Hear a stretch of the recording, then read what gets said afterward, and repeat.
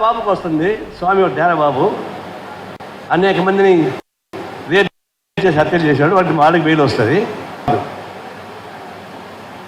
నిరంతరం ఆయన జైలే. అట్లాంటి వాళ్ళు ఉన్నారు పోరాగాళ్ళు పాల్గొన్నవాళ్ళు. అంటే మరి నీకు ఇష్టం లేని వాళ్ళే జైలు నిండాలని పెట్టదు, ఎంక్వైరీ లేకుండా. ఈ కోర్టులో ఏం చేయలేవు. ఇష్టం ఉండే వాళ్ళని నిర్దోషిగా బయటకు పంపించి చేస్తూ ఉన్నారు.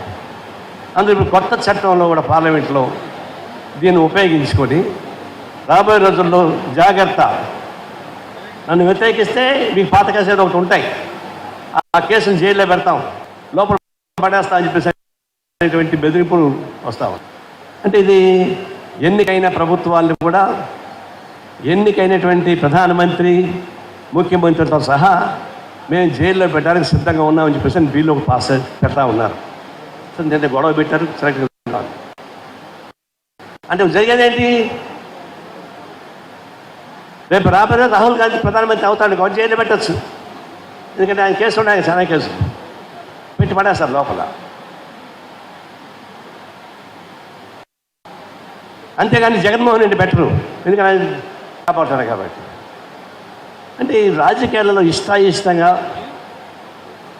ఈ స్టాట్యూటరీ బాడీస్ని ఉపయోగించుకొని, పార్లమెంట్లో మందబలాలను ఉపయోగించుకొని, మెజారిటీని ఉపయోగించుకొని, భవిష్యత్తులో కూడా మళ్ళీ ఆర్ఎస్ఎస్ బీజేపీ వాళ్ళే గెలడానికి ఉపయోగపడే పద్ధతుల్లో ఒక కుట్ర చేస్తూ ఉంది. అంటే పార్లమెంట్ డెమోక్రసీని నాశనం చేస్తున్నారు. పార్లమెంట్ డెమోక్రసీని మీరు కిల్ చేస్తే, అందుకే వాళ్ళు చెప్తున్నారు జమినీ ఎలక్షన్స్ 1 ఓటు 1 ఎలక్షన్ 1 లీడర్ అనే పేరుతో రాజా చెప్పాడు, మళ్ళీ నేను చెప్పక్కర్లా. అంతిమంగా బీజేపీ ఆర్ఎస్ వాళ్ళు మేము దేశానికి పరిపాలనగా ఉంటామని చెప్పేసి చెప్తారు. ఇది చాలా ప్రమాదకరమైంది. ఇప్పుడు అన్నింటిలో వస్తాను బూర్జా మీడియాలో భారతదేశం విపరీతంగా అభివృద్ధి అవుతూ ఉంది.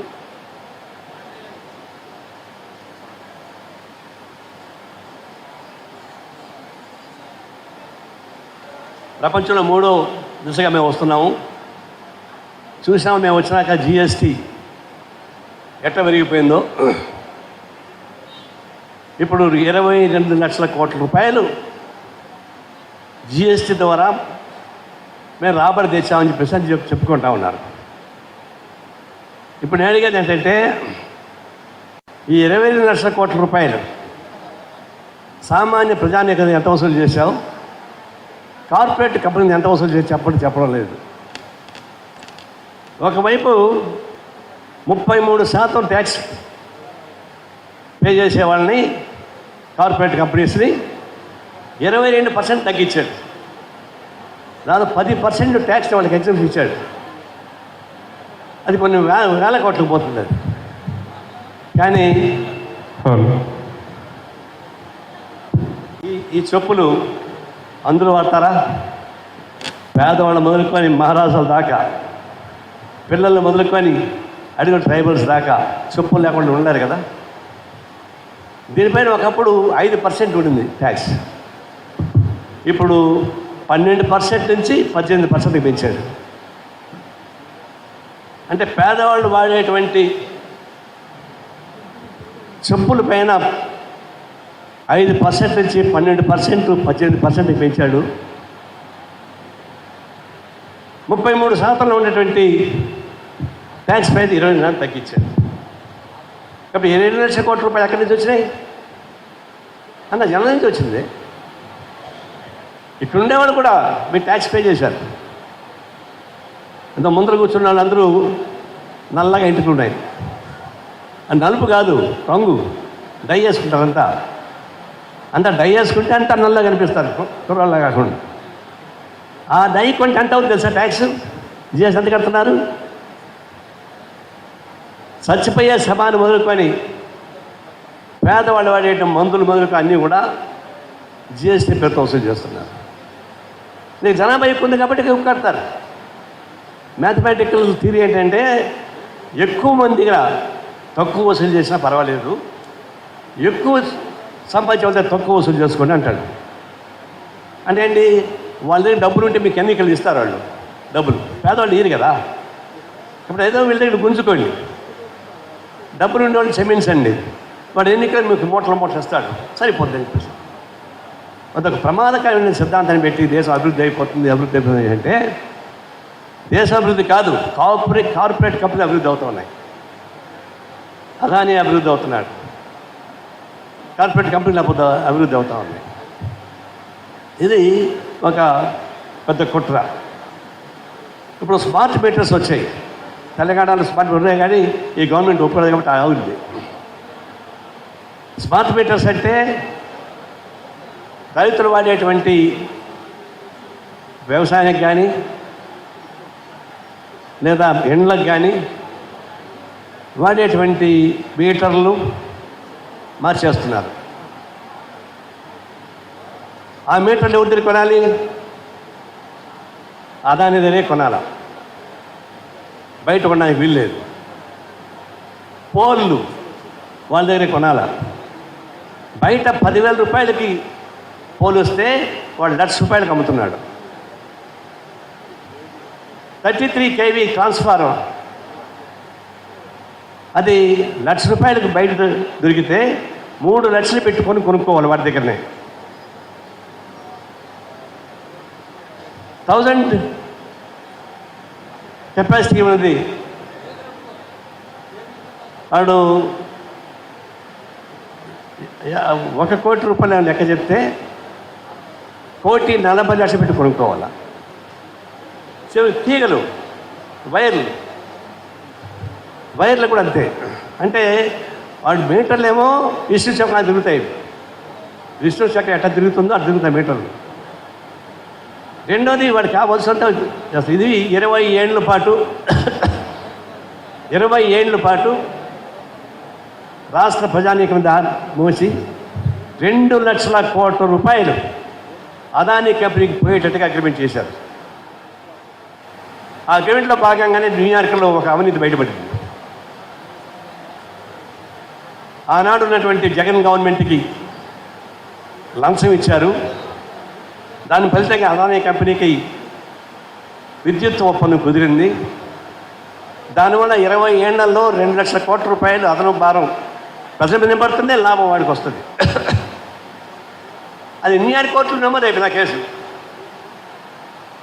పెద్ద ప్రాబ్లం అయింది. దాని గురించి మోడీ పట్టించుకోడు. చివరికి అక్కడ ఆడో కార్పొరేట్ కంపెనీ వాడు ఉన్నాడు, ఎదుస్తున్నా చేస్తున్నా ఏదో ఉన్నాడు, వాడు వీడు కలుసుకున్నారు, న్యూయార్క్ కోర్టు కూడా మేనేజ్ చేస్తున్నారు. అంటే రైతాంగం పైన కూడా దాడి చేయడానికి సిద్ధపడుతున్నారు. కొన్ని రాష్ట్రాల్లో ముఖ్యమంత్రి ఒప్పుకోలేదు, ఇక్కడ కూడా రేవంత్ రెడ్డి ఇంకా ఒప్పుకోలే. వెస్ట్ బెంగాల్లో గవర్నమెంట్ తిరస్కరించింది, తమిళనాడులో కూడా తిరస్కరించింది, మిగిలిన చోట అమలు చేస్తూ ఉన్నారు. ఇది ఎటుపోయి ఎటు వచ్చినా, ఏ మార్పులు వచ్చినా అది కార్పొరేట్ కంపెనీకి లాభాలు వచ్చే పద్ధతిలోనే వాళ్ళు చేస్తూ ఉన్నారు. ఇవి దేశం అభివృద్ధి అనే పేరుతోటి కార్పొరేట్ కంపెనీని అభివృద్ధి చేయడం, నిర్దోషుల్ని శిక్షిస్తామని పేరుతోటి రాజకీయ కక్షతో ప్రత్యర్థుల్ని జైల్లో పెట్టించడం, ప్రశ్నించేవాడిని గొంతు చేస్తూ ఉన్నారు. ఇప్పుడు ఏమొచ్చింది, నక్సలైట్స్